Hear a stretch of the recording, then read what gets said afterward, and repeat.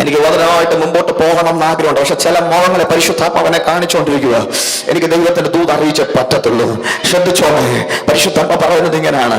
ആമേൻ. ദൈവത്തിന്റെ ശബ്ദം അവൻ കേട്ടപ്പോൾ അവൻ പറഞ്ഞു, നീ എന്നെ നശിപ്പിക്കാനാണ് വന്നേക്കുന്നത്, നീ എന്നെ പറ്റിക്കാനാണ് വന്നേക്കുന്നത്.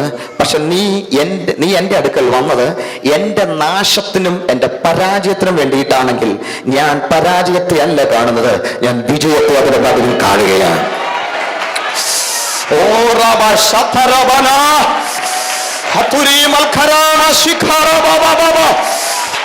പരിശുദ്ധാത്മാവിനോട് ഇടപെടുക.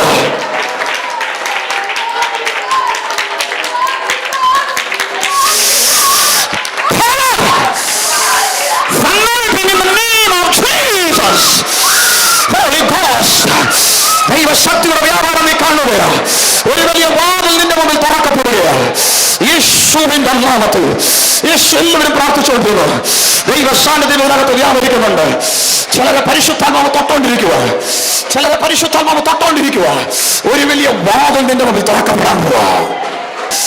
ശത്രു നിന്റെ മുമ്പിൽ കുരുക്കുമായിട്ടാണ് വന്നതെങ്കിൽ ദൈവം ആ കുരുക്കിനെ നിന്റെ മുമ്പിൽ അലങ്കാരം മാലയാക്കി തീർക്കുകയാ. എത്ര പേർ അത് വിശ്വസിക്കുന്നുണ്ട്? എത്ര വർഷമായി നീ കുരുക്കിൽ കിടക്കുന്ന ശത്രു നിന്നെ പറ്റി പറയുന്നു. പക്ഷെ അവരെ നോക്കി നീ വിളിച്ചു പറ, ഇല്ല പിശാചേ, നീ കണ്ടത് ഒരു കുരുക്ക, പക്ഷെ അതിന്റെ കഴുത്തിൽ അലങ്കാര മാലയായി തീർന്നിരിക്കുകയാ.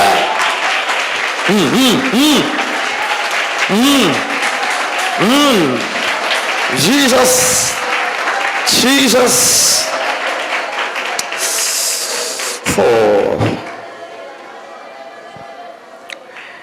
നിന്നോട് ആരാ പറഞ്ഞത് ഇന്ന വ്യക്തി വന്നത് കൊണ്ടാ എനിക്ക് പരാജയം വന്നെന്ന്? നിന്നോട് ആരാ പറഞ്ഞത് ഇന്ന കാരണം നിമിത്തമാ എനിക്ക് ഇന്നത് സംഭവിച്ചതെന്ന്?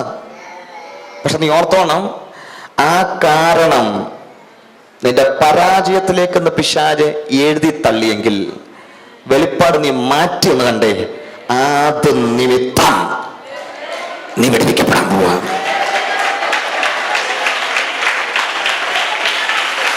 രാജി രാജി രാജി രാജി മനാഥ രബാഥ ലമാഥ ഹൂറബ ശഖാറ വൽഖറ ഹൂഡൽ കമന ശംബര. നിന്റെ കുടുംബത്തിൽ ദൈവത്തിന്റെ കരം വെളിപ്പെടാൻ പോവാ. ശത്രു നാളുകളായി കൊട്ടിവെച്ചതിൽ പൊട്ടിക്കാൻ പോവാ. യേശുവിന്റെ നാമത്തിൽ.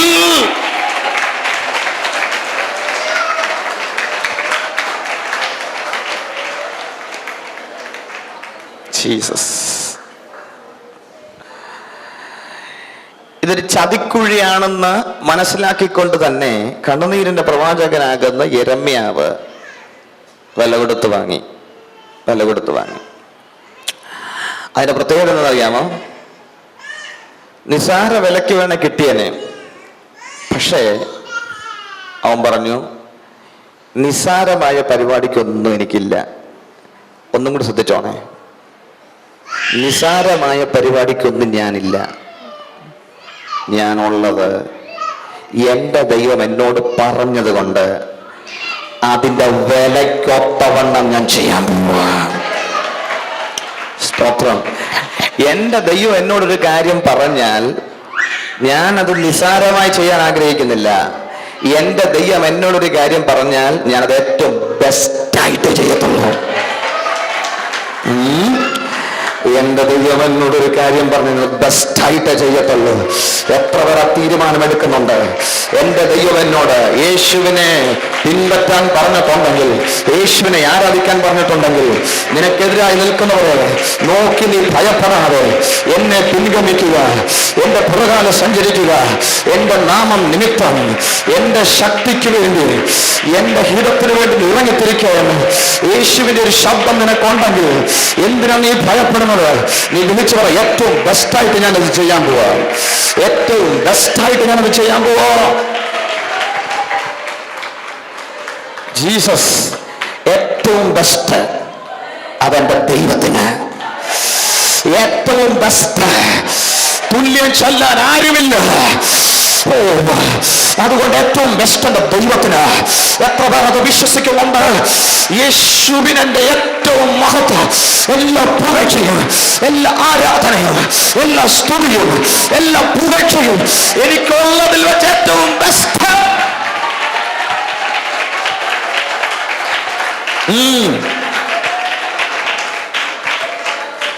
Oh Jesus, Jesus. അതെന്റെ ദൈവത്തിന്. ആമേൻ. അവൻ പറഞ്ഞു, വെറുതെ ഒന്നും എനിക്കിത് വേണ്ട. അവിടെ എഴുതിയിരിക്കുന്ന വാക്ക് ഞാൻ പറഞ്ഞു പോവാ, വായിപ്പിക്കുന്നില്ല. ന്യായവും പതിവും അനുസരിച്ച് 17 ശേക്കൽ, അന്നത്തെ കണക്ക 17 ശേക്കൽ. ഞാൻ അതിന്റെ വിശദീകരണത്തിലേക്ക് പോകുന്നില്ല. 17 ശേക്കൽ വെള്ളി അവൻ തൂക്കിക്കൊടുത്തു. എന്നിട്ട് പറഞ്ഞു, നീ വന്ന ഉദ്ദേശം എനിക്ക് നന്നായിട്ട് അറിയാം. രമ്യ ഹൃദയത്തിൽ പറഞ്ഞു കാണും, പക്ഷേ നീ ഉദ്ദേശം ഒന്നും നടക്കാൻ പോകുന്നില്ല. ഒന്ന് പറഞ്ഞ പിശാചേ, നീ ഉദ്ദേശിക്കുന്നതൊന്നും നടക്കാൻ പോകുന്നില്ല. നീ ഉദ്ദേശിക്കുന്നതൊന്നും നടക്കാൻ പോകുന്നില്ല. നീ ഉദ്ദേശിച്ചതൊന്നും നടന്നിട്ടില്ല. ആമേൻ, ആമേൻ. രമ്യ പറഞ്ഞു, ഒരു കുഴപ്പമില്ല. 17 ശേക്കൽ വെള്ളി കൊടുത്ത് അവൻ ആ നിലത്തെ വാങ്ങി. ഇതുവരെ ആരുടെ ആയിരുന്നു? മറ്റൊരുത്തൻ്റെതായിരുന്നു. എന്തുകൊണ്ടാണ് യിരെമ്യാവ് അത് വാങ്ങേണ്ടി വന്നത്? ഇത് നഷ്ടപ്പെടും, ഈ ദേശം, ഈ രാജ്യം കൈവിട്ടുപോകുമെന്ന ചിന്ത വന്നപ്പോൾ, മറ്റാരുടെയെങ്കിലും തലയെ കെട്ടിവെച്ചാൽ ഈ നഷ്ടം ലാഭമാകുമെന്നുള്ള ചിന്ത കൊണ്ട് അവൻ അത് വാങ്ങേണ്ടി വന്നു.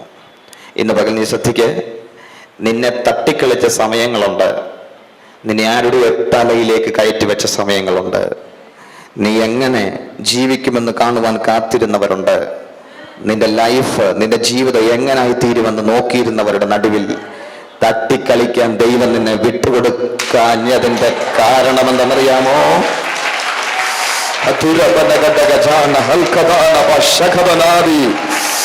എല്ലാവരും പ്രാർത്ഥിച്ചോ, എല്ലാവരും പ്രാർത്ഥിച്ചോ.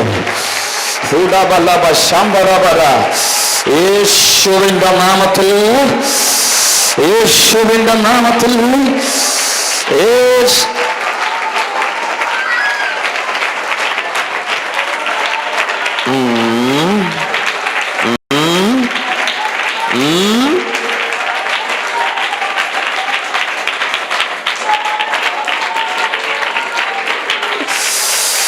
എല്ലാവരും പ്രാർത്ഥിച്ചു, എല്ലാവരും പ്രാർത്ഥിച്ചു.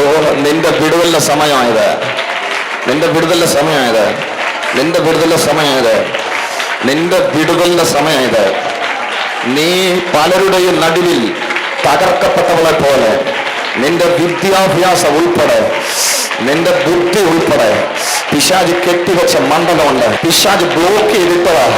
പക്ഷെ പരിശുദ്ധാത്മാവിനെ നോക്കി വിളിച്ചു പറയുക, ഇതാ നിന്റെ കൈമേലുള്ള ചങ്ങല ഞാൻ അഴിച്ചു. ഓ come on Jesus. യേശുവിന്റെ നാമത്തിൽ നിന്നെ നോക്കി വിധി എഴുതിയ വിധി എടുത്തുണ്ട്. പക്ഷെ പരിശുദ്ധാത്മ പറയുക, ഞാൻ ഇന്ന് പകൽ നിന്നെ അഴിച്ചു മാറ്റുകയാണ്. നിന്റെ ഭവനത്തെ നോക്കി, നിന്നെ നോക്കി വിധി എഴുതിയവരുണ്ട്. പക്ഷെ നീ വിശ്വസിച്ചോ, ഈ ആണ്ട് തീരുന്നതിന് മുമ്പ് തന്നെ നിനക്ക് വേണ്ടി ഒരു പേപ്പർ ഞാൻ സബ്മിറ്റ് ചെയ്ത് അതിനകത്തൊരു അത്ഭുതം നീ കാണാൻ പോവാ. ഒരു പേപ്പർ ഞാൻ നിനക്ക് വേണ്ടി എഴുതും. അതിനകത്ത് നീ കരഞ്ഞുകൊണ്ടിരിക്കുക. നീ 1.5 വർഷമായി ഭയത്തോടെ കഴിയുക. പക്ഷെ പരിശുദ്ധാത്മ പറയുക, നീ അത് കൈവശപ്പെടുത്താമോ? നീ അത് കൈവശപ്പെടുത്താൻ പോവാ. നിന്റെ കുടുംബത്തെ നോക്കി ജീവൻ എടുത്തെന്ന് വാദിക്കുന്നവരില്ലേ? എന്നെ കാണിക്കുന്ന ചില വെളിപ്പാടുകൾ പരിശുദ്ധാത്മാ പറയുക. എല്ലാവരും പ്രാർത്ഥിച്ചോട്ട് നാട്ടെ. ജീസസ്. 11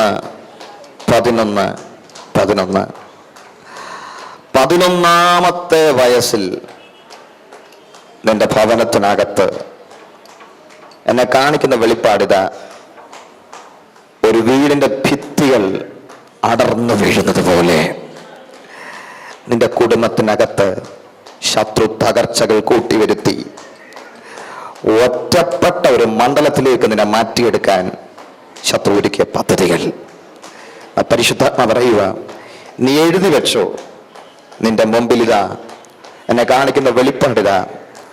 ഒരു സ്റ്റെപ്പ് ചവിട്ടി മറ്റൊന്നിലേക്ക് നിന്റെ ഭവനത്തെ ഞാൻ തിരിക്കാൻ പോവാം എന്ന് പരിശുദ്ധാത്മ ഒരു ദൂതടപെടുകയാ.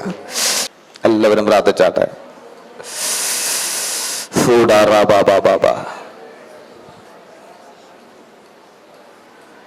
നീ വന്നേക്കുന്നത് തകർന്ന പൊട്ടി പൊട്ടി എഴുതിയതും തുന്നിയതുമൊക്കെ പൊട്ടി. ഇനി എവിടെ യോജിപ്പിക്കണം എന്ന് നിനക്കറിയത്തില്ല. വീട്ടിൽ തന്നെ നിൽക്കേണ്ടി വരുമോ? എങ്ങോട്ട് ഞാൻ മാറാൻ പറ്റും? നീ എന്നെ കാണിക്കുന്നത് 12 മാസം കഴിഞ്ഞത് 12 മാസം നിന്റെ മുമ്പിൽ തീയിലൂടെ നീ പൊക്കൊണ്ടിരിക്കുന്ന. നീ അത് പറഞ്ഞിട്ടില്ല, പക്ഷെ പരിശുദ്ധാത്മാ പറയുക, നിന്നെ ഞാൻ ഒന്നും കൂടി ഒന്ന് ഓടിക്കാൻ പോവാ. നീ പരാജയപ്പെട്ടെന്ന് പറഞ്ഞതിൻ്റെ നടുവിൽ എന്നെ കാണിക്കുന്നൊരു വെളിപ്പാടിത. ഒരു ടേബിള്, അതിൻ്റെ മേൽ ഒരു പേപ്പറുകൾ ഇങ്ങനെ വെച്ചിരിക്കുക, പക്ഷെ അതിനകത്ത് നീ പോയി ഇങ്ങനെ പേന കൊണ്ട് എഴുതുന്നൊരു വെളിപ്പാട് ദൈവാത്മാവെന്നെ കാണിക്കുക.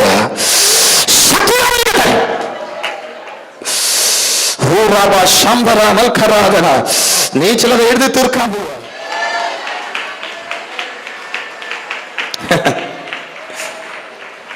17 ശേക്കൽ വെള്ളി കൊടുത്ത് വാങ്ങാൻ യിരെമ്യാവേ, ദൈവത്തിന്റെ കൂടെ നടക്കുന്ന ദൈവശബ്ദം കേൾക്കുന്ന യിരെമ്യാവേ, നിനക്ക് ഇത്ര അറിവില്ലാത്തൊരവസ്ഥയാണോ?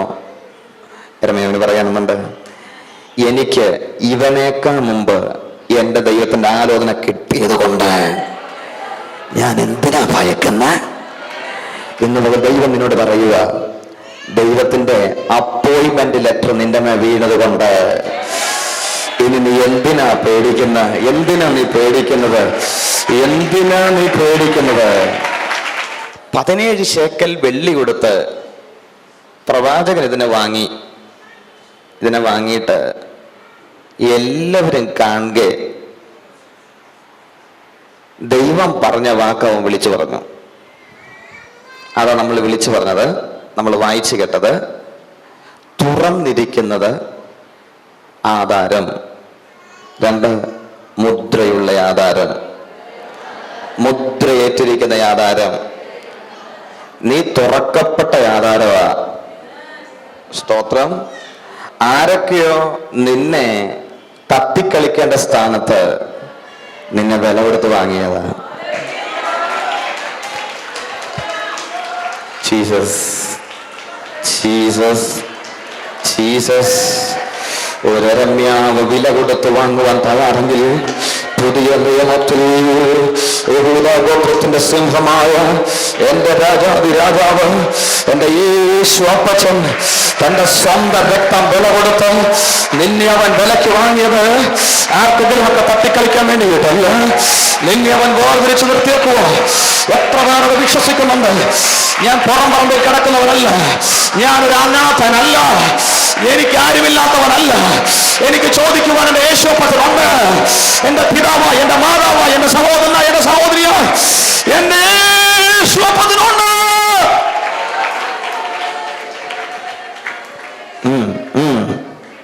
ആമേൻ ആമേൻ ആമേൻ. ഇനി ശ്രദ്ധിക്കണേ, അവിടെ എഴുതിയിരിക്കുന്ന പ്രത്യേകത ഇങ്ങനെ, മുദ്രയിട്ടിരിക്കുന്നതും തുറന്നിരിക്കുന്നതുമായ ആധാരം. ശ്രദ്ധിച്ചോണേ, ഏതിൻ സ്ഥലം കൈവശപ്പെടുത്തിയാൽ അതിന്റെ ആധാരമുണ്ട്. യിരെമ്യാവ് ദൈവം പറഞ്ഞനുസരിച്ച് വിലയ്ക്ക് വാങ്ങിയപ്പോഴാണ് ഇതിന്റെ വില ഉണ്ടായത്. അല്ലെങ്കിൽ അല്പം കഴിയുമ്പം വചനത്തിൽ പറയുന്ന പോലെ ശത്രു സൈന്യം കടന്നു വന്ന് ഈ ദേശത്തെ പിടിച്ചെടുക്കും. നിനക്ക് വില ഉണ്ടായത് യേശുവിന്റെ രക്തം നിമിത്തമാണ്. എത്ര പേര് വിശ്വസിക്കുന്നുണ്ട്?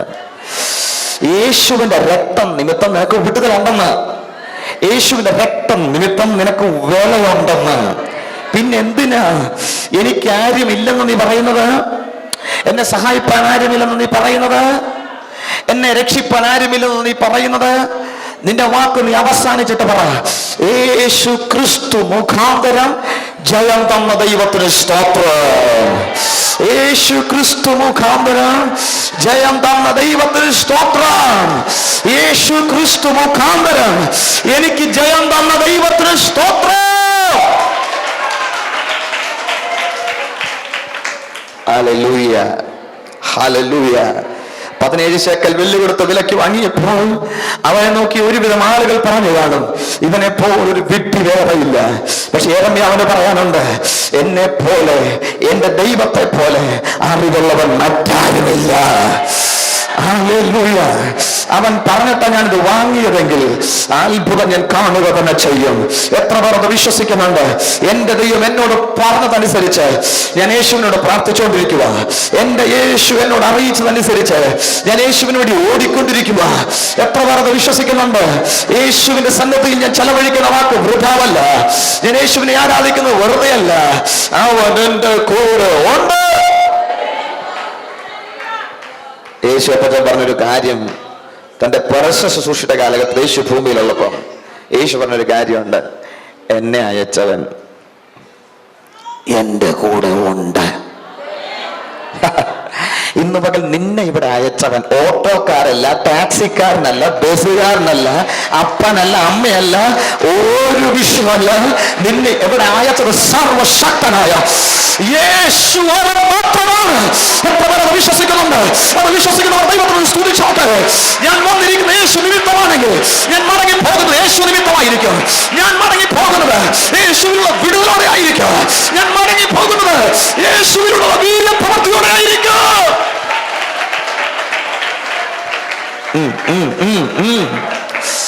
ജീസസ്. യെരമ്യാവ് എന്തിനാ വില കൊടുത്തു? നീ 17 ശേക്കൽ വെള്ളി കൊടുത്ത് അല്പം കഴിയുമ്പോൾ ശത്രു സൈന്യം വന്ന് പിടിച്ചോണ്ട് പോകുവാൻ സാധ്യതയുള്ള ഈ സ്ഥലം നീ വാങ്ങാൻ കാര്യമെന്ത്? യെരമ്യാവിന് പറയാനൊന്നുണ്ട്, എന്റെ ദൈവത്തെ നന്നായിട്ട് എനിക്കറിയാം. അതുകൊണ്ട് ഒരു സൂത്ര പരിപാടിക്ക് ഞാനില്ല, എളുപ്പ പരിപാടിക്ക് ഞാനില്ല. ഞാൻ കഷ്ടപ്പെട്ട ദൈവത്തെ ആരാധിക്കാൻ തയ്യാറാ. ഞാൻ ദൈവത്തെ സേവിക്കാൻ തയ്യാറാ. ആരെതിർത്താലും ഇനി തൊട്ട് യേശു എനിക്ക് വേണ്ടെന്ന് ഞാൻ പറയത്തില്ല. ആരെതിർത്താലും ഞാൻ പറയും, ഞാൻ ആരെ വിശ്വസിക്കുന്നു എന്ന് ഞാൻ അറിയുന്നു.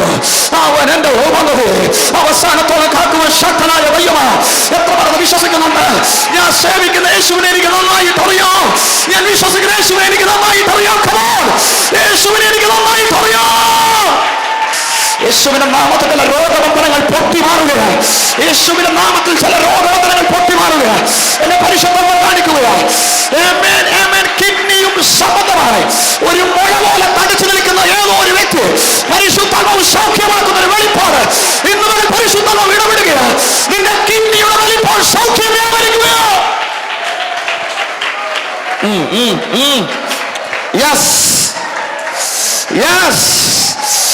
ആ വെളിപ്പാട് എന്നെ കാണിക്കുമ്പോൾ ആ രോഗസൗഖ്യം ഏറ്റവും പുറകിലുള്ള ആരുടെ മേലെ ഇറങ്ങുന്നത് ഞാൻ കാണുക. ഈ ഫ്രണ്ടിലുള്ള വ്യക്തി ഏറ്റവും പുറകില് അവന്റെ മേൽ സഹോദരൻ പരിശുദ്ധാത്മാവിന്റെ ശക്തി നിന്റെ മേൽ ഇറങ്ങുകയാണ്. എന്നെ കാണിക്കുന്ന വെളിപ്പാടിന്റെ കിഡ്നി ഇപ്പോ സൗഖ്യമാകുകയാണ്.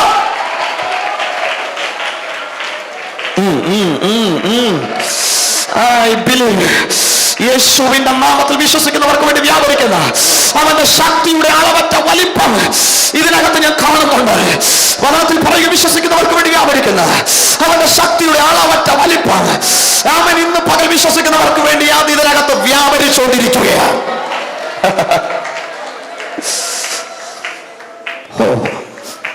ഞാൻ റെഡിയാണ്. വില കൊടുത്ത് വാങ്ങാൻ തയ്യാറാ. ശത്രുവേ, നീ ഇത് പിടിച്ചെടുത്തുകൊണ്ട് പോകുമെന്ന് ചിന്തിച്ച് ചിരിച്ചുകൊണ്ടിരിക്കുമ്പോൾ ഞാൻ വില കൊടുത്ത് ദൈവം എന്നോട് പറഞ്ഞ ആലോചന പ്രകാരം ഞാൻ വാങ്ങിയ ആധാരം അത് കയ്യിൽ വെച്ച് ഞാൻ ആരാധിക്കാൻ പോവാ.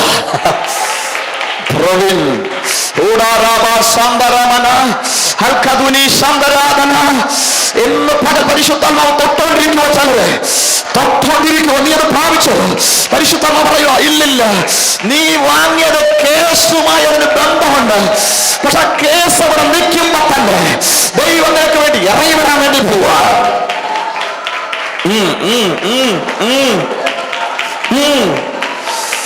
Jesus, wonderful. Oh,